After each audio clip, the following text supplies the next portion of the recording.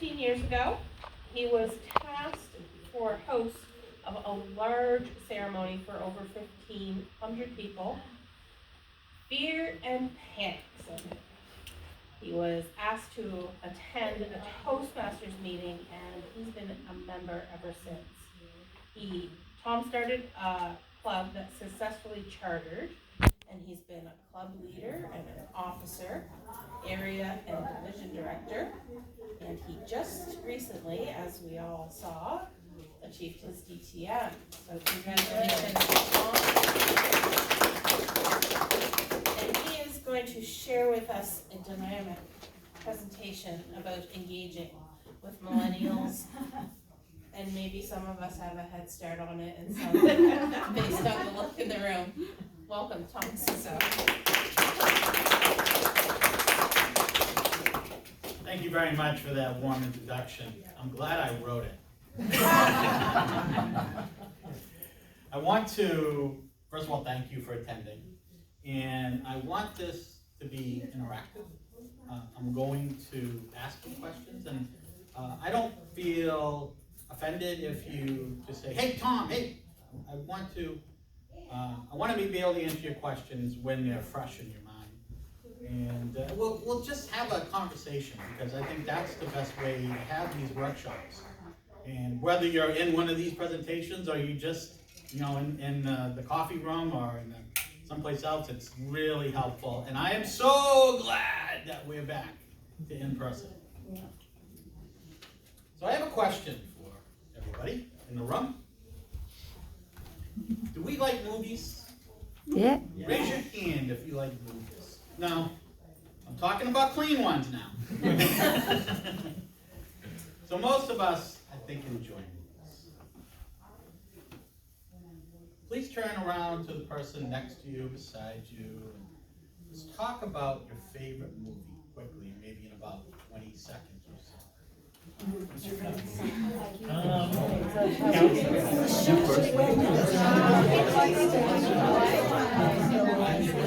What's your favorite movie?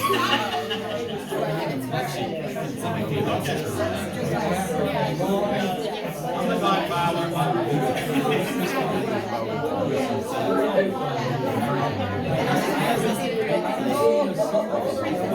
Boy, I did say interactive. Okay. I can see that's a great subject. Well, we can pick it up after maybe on that favorite movie. Let's get back to the presentation. I too love movies. And what goes with movies, I think, movie quotes. And I love movie quotes so much that when my adult millennial children come back home to do laundry, or they come back home, lately it was for Mother's Day, we play the movie quote. And it was finally my turn. And I said, I'm going to get my daughter, both of them were there, I'm going to get her, because she's really good at this. Stephanie, my middle, I call her my favorite middle child. She didn't know this quote, so I just want you to raise your hand if you know it. Using my best Southern drawl. What we have here is a failure to communicate. Anybody? I've heard of it. I didn't say it like a Southerner like it was. But what we have here is a failure to communicate. That is from the 1968 classic, Cool Hand Luke with Paul Newman. Anybody see it? It's an awesome movie. I just wanted to bring that up because immediately after Stephanie didn't get it after the game, what did she do? Googled it. She didn't watch it. Who said Google? Googled it. If I had a chocolate, I'd give you one. That's exactly what she did. She's 26. Okay. She went to Uncle Google and she saw that I told her the website to go to. Under the top 100 movie quotes according to the American Film Institute survey, it's number 11.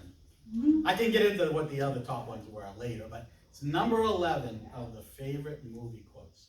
And those stick in my head. Those movie quotes are just really, really important.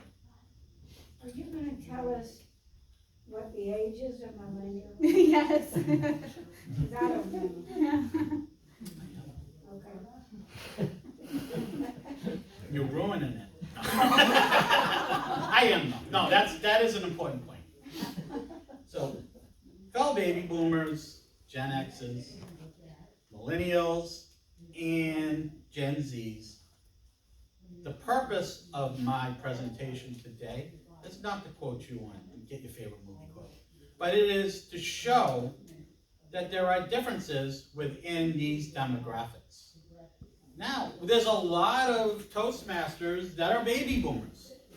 And baby boomers are born 1946 to 1964. Gen X's is immediately following that, 1965 to 1980. Millennials are 1981 to 1996. And Gen Z's are 1996 to 2010. Believe it or not, we have some Gen Z's in Toastmasters. Right? Yes, sir. Yeah, that's them. There's, different websites and different, data will give you a couple of years difference maybe. And it's really how you identify more than that exact year you were born. But that's kind of a guideline that I'd like to use today for this presentation. So as far as what I want you to know, as far as millennials go,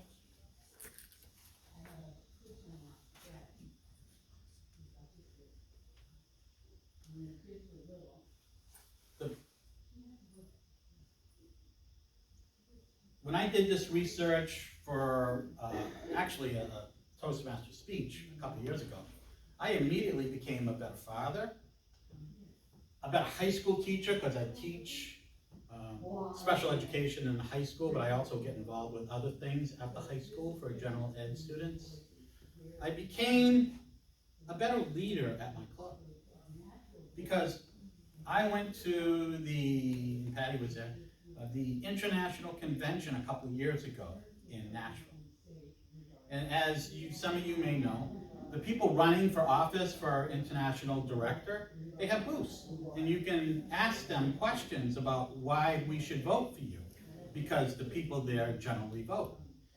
And I met Anisha there, Banjuri, and I'm giving her credit for this now, because she was running for international director and was successful.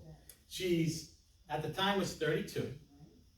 She is a brilliant research scientist looking for a way to discover what causes autism. And she obviously was a very successful Toastmaster. And after I told her that I'm in special education and she's doing this research, we just hit it off. Now, me at 63, well, 61 at the time, and her at early 30s, what did we have in common? And I found out that we had a lot. We had a lot in common. Because we didn't concentrate on our differences. I mean, she's beautiful and me. She's very successful in the science field and I'm not. She's very, she's was born in India, and I'm just a kid from Maine. So we had a lot of those differences. But we found that we have a lot of similarities. Because I said, my club's hurting because we can't get any millennials. We can't get any younger folks to come to the club. What should we do? She goes, Tom, don't worry. It's just like, she had that, Tom, I got you. Where I'm, right? And she's, okay, she not only talked to me about this, for about 15, 20 minutes, but she also sent me a PowerPoint based upon this flyer, and I'll pass this around. How to engage with millennials. You look at that, right? what stands out? Anybody tell me what stands out about this, just by that title? Target audience, target audience. Target audience, but what does she start the title with? How to. Well, how to, but engage. Now, I'm gonna say, I don't know how to talk to people like Zach. I'm Right? not millennial. Right, but I don't know how to talk to younger people about Toastmasters. And, because I was talking at them. And she changed my whole paradigm. So I'll just pass this around so you can take a look at it.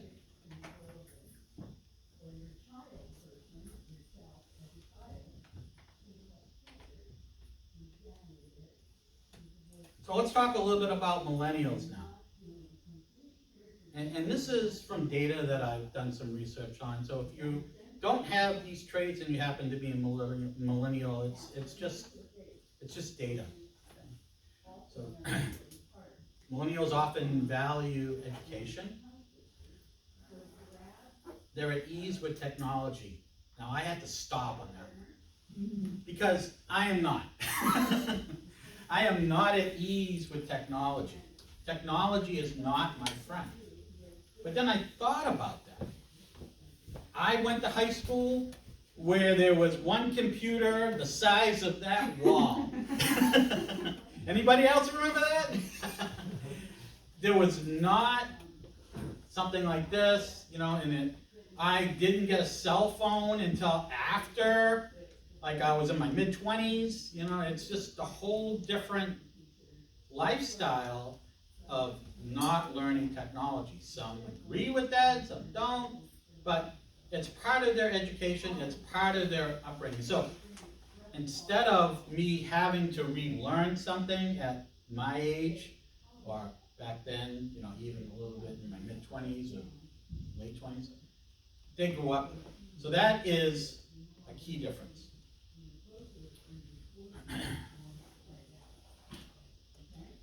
But some other traits about millennials is that education and career advancement is so crucial to this age, to this demographic. Would you agree with that, Zach? I'm not a millennial. I know, but in your Gen Z, would you? I feel like Gen Z is very different than millennials. They're kind of like lazy, and we're like a lot more driven and focused. Okay. All right. Alright. You think millennials are lazy? Oh, incredibly, and they blame all of the world's problems on the generation above them. Where Gen Z's like, yeah, we know computers, and like we're gonna crush all these old people. Thank you for sharing that. There is a difference that I'm finding between Gen Zs and millennials. It's that who are the parents of Gen Zs typically? Baby boomers. Maybe some early millennials, but that they call them echo boomers. Thank you.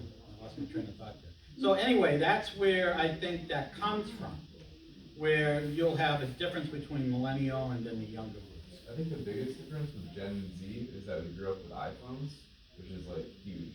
It's a huge difference.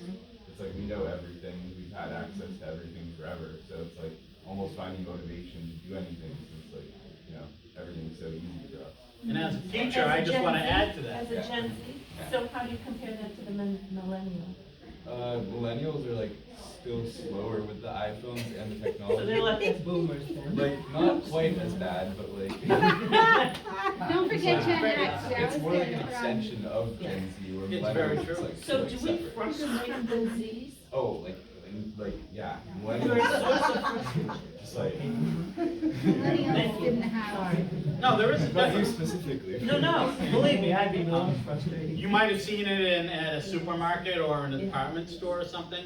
When a kid acts up, what's a parent do? Oh, Play with yeah, this. my phone. And I'm generalizing now, not every parent does that, I know, but you'll see it. But the millennials learned at an early age, you learned almost from birth about technology. So I think that is a difference. The other thing that I wanted to talk about millennials, because they're a big group that's coming in to like 50% of the workforce right now are millennials. In 6 years, 6 short years, 75% of the workforce will be millennial or younger. So that's huge. There's not going to be very many baby boomers left in the workforce, percentage-wise. Gen Xers. So one of the things that millennials have that I really think it's a key point for building clubs and having the growth in clubs is they're very big into personal relationships.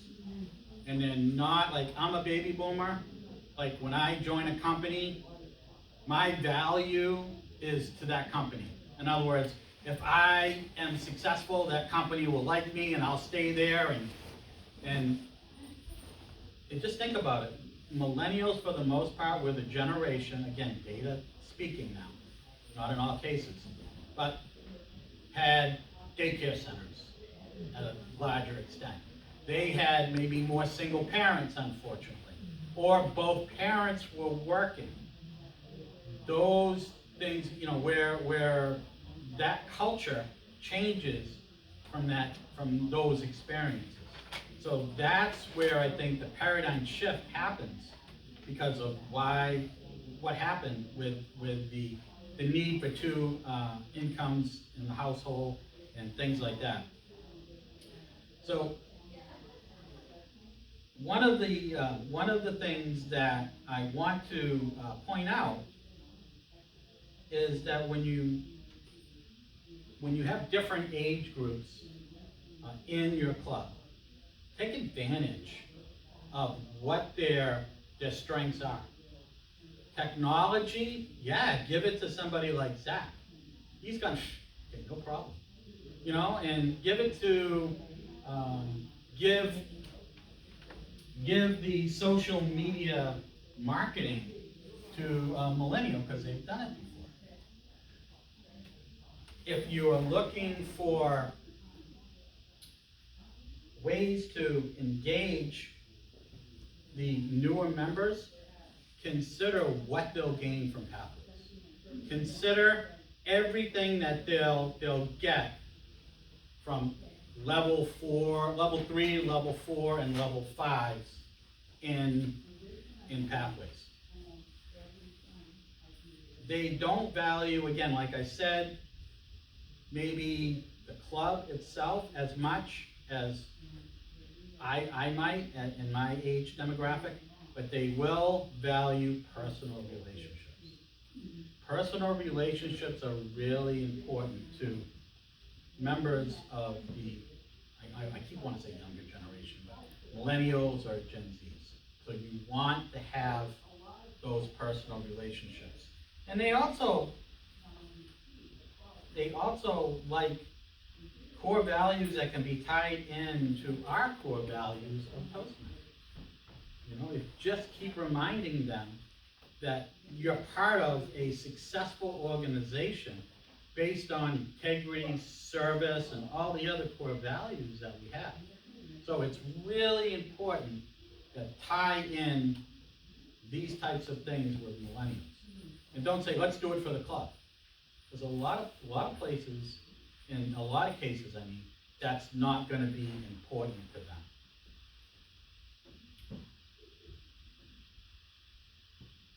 The other thing I want to talk about is evaluation. Evaluations are really, really important to the younger age group. I work as a VP of membership, and right now we're without a VP of education. So I spend a lot of time on evaluations.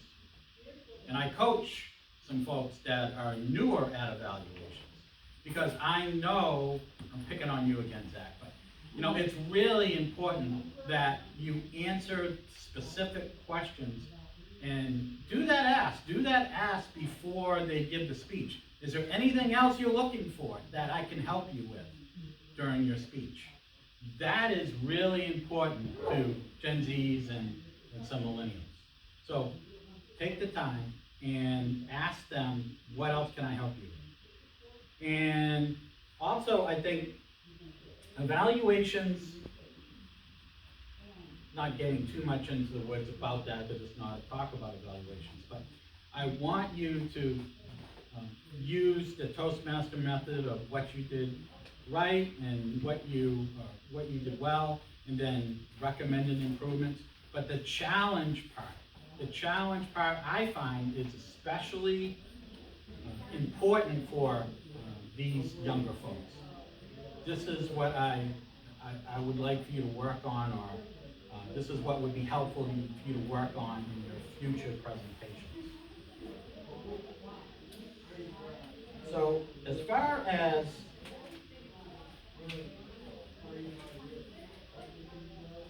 as how to grow clubs, how to maybe assist you a little bit more, I want you to consider that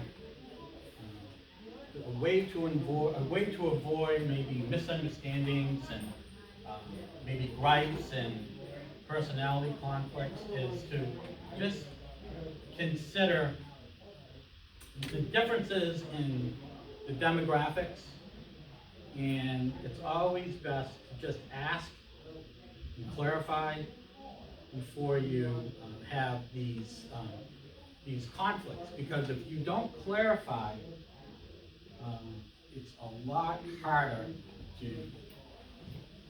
have the growth with the younger generations. What's going to keep them in Toastmasters is continuing to grow. It's continuing to have things to reach for, continuing to have additional goals.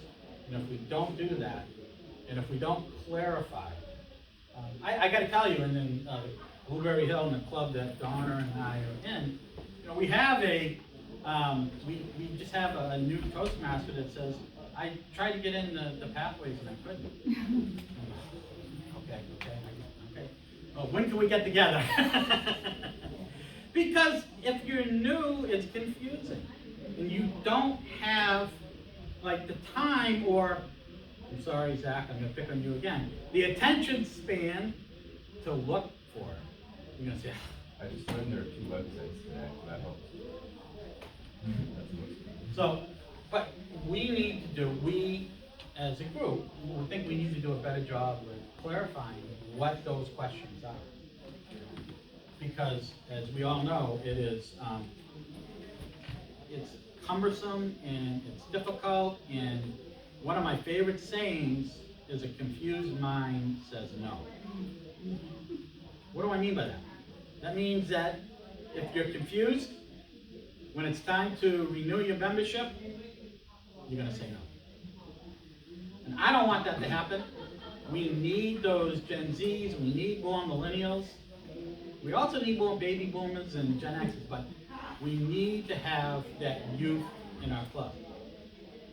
I mean, just think about it. When you have a distinguished club and you have, 17, 20 members, the energy is just up here compared to when you're struggling to fill roles, when you're struggling to have enough speeches, when you have 2 roles for when you're in a meeting.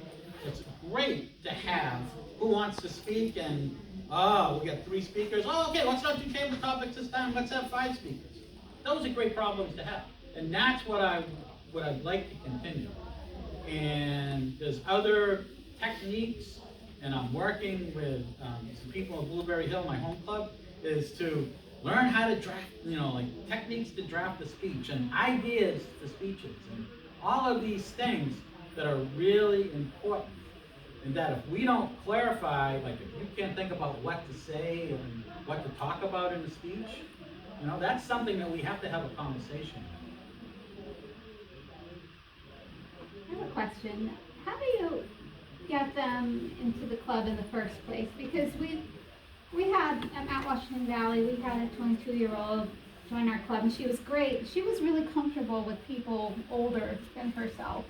But we get some guests who are in their 20s, and they come in, and I when I was in my early 20s, I didn't want to hang out with a bunch of people my parents' age, so I get it. They'll come, they kind of see, oh, this seems like an old person's thing, and they don't come back. So I almost feel like you gotta get a few in the door first to make it look like it's friendly to all ages, but I don't know how to get that started or It's a get common over problem. that, Yeah. that first hump. Yeah, I'm sorry, I didn't mean to interrupt. Oh, that's okay. It is a common problem, and I always lead with, let's bring a couple of friends. Yeah. You don't have to be alone. I'll bring your friends. And if you have a friendly and welcoming environment in your club, keep that. Sometimes we go out of our way to be so friendly in the beginning, but then we're so busy, and I don't think it's intentional by any means. We kind of ignore those people that have been in 2-3 months. And that's crucial, you know why? Because renewal's coming up in a couple months. I would spend a lot more time with those folks because I talked about this at another session, but a member who used to be at Blueberry Hill come up with a 90-day onboarding program. That 90-day onboarding program, I'd love to share it with anybody who wants it because it talks about not giving all the information to a new member right at once. But it talks about like a couple of weeks, get settled in, let's go to free Toast. Then from there, okay, now let's go to Toastmasters.org. Let's look at that. Have you done a club roll yet? Oh, club roll, let's talk about that because, okay, we got coaches, we've got vice presidents, we've got presidents, we've got all these people. Like, what does it mean? Yes, Joe. Questions. With that one, who would take on who would show them free toast hosts? Is that something you do during a meeting or outside of the meeting, like one-on-one, do like a Zoom call, shared screen? Yeah, that's the way I do it. I do it outside of a meeting because it's usually a little less intimidating. You know, some people don't want to ask those questions because they're afraid of being, I don't want to ask this. You know, they're kind of shy maybe, and they don't want to seem like it. They might think it's a dumb question. So I always like to try to find some time, talk once in a while. And I don't know if you've been on a call or we used to do that like with 2 or 3 new folks, and that really worked. You know, because they would be more apt to ask those questions. So I hope that answered your question, other than you gotta be really welcoming, and then once you have that Gen Z or that millennial, Once we get a few, it's easier. yeah. Yeah, and I always tell people you can act like I a mean, millennial. and people, as we get older, once you get into your maybe early 30s, then you're more accepting of people of all ages. Absolutely. You know, so it just might be, you have to work up. Yeah, and I always make it a point, and I don't know who else does this, but if there's somebody new, I sit next to them. How you doing? You understanding this? And we can I can briefly explain it to you now, we can talk after the meeting. It's really important, I think, that you get, at least after the meeting, to clarify with that new person, what's going on? You know, like, what are you thinking? And did that cause you to have any other questions? And there's other ways to do something. Just because Donna does it one way, even though she's a great Toastmaster, you know, there's other ways to do it. You don't have to do it that way. So I want people to know that, there are ways. And remember, I said it, if you don't remember anything else from this presentation, a confused mind says no. Let's not have them leave confused. The reason Tom's Club is successful is because they reach out. They don't just have them come in, they really follow up. And I think that's the essence of what you all do. And there's 4 or 5 in the club that are like that. So it's follow up and caring whether they come back. Well, thank you, I appreciate it. On assimilation, if I'm sorry, she had her hand on the back, you didn't see it. Go ahead. Oh, I was just gonna say, I think having an active mentor program really helps, because if you meet with your person, you realize, oh, they really need you can help provide direction, as well as obviously be. That's crucial, especially in the beginning, I think, because there's so many things to learn. I agree. So I'm just thinking of like 5 different things and I'm putting it all together. But if people generally gravitate towards assimilation, like they look like me, you know, they're older, I'm younger, blah, blah, blah. And on that card, it said, you know, just give them the kind of the goal and let them go. If we're trying to attract a broader, diverse, club, like younger people, would it be helpful to put them in roles when you're going through your agenda and you're having your club meeting, to put them in the roles that are most will assimilate with that younger guest, like younger guest and younger, leader from the, club, What I like to do is check with them before the Okay. meeting. okay. And say, would you be comfortable with this? Yeah. We started something at Blueberry Hill, I don't know, about 6 months ago, where instead of just going right into the meeting, Right. what we do now is, as the president, I'll open it up and I'll say, okay, we talked about conferences at our last meeting. Please state your name and how long you've been in Toastmasters and what conference did you like? It doesn't have to be Toastmasters, but have you been to any conferences that were really popular? And that gets everybody talking. It takes about 15 minutes, but I think it's valuable time. You want everybody to talk if they're willing. We gotta wrap it up, I think. Okay, so I'm available. I'll be here all weekend.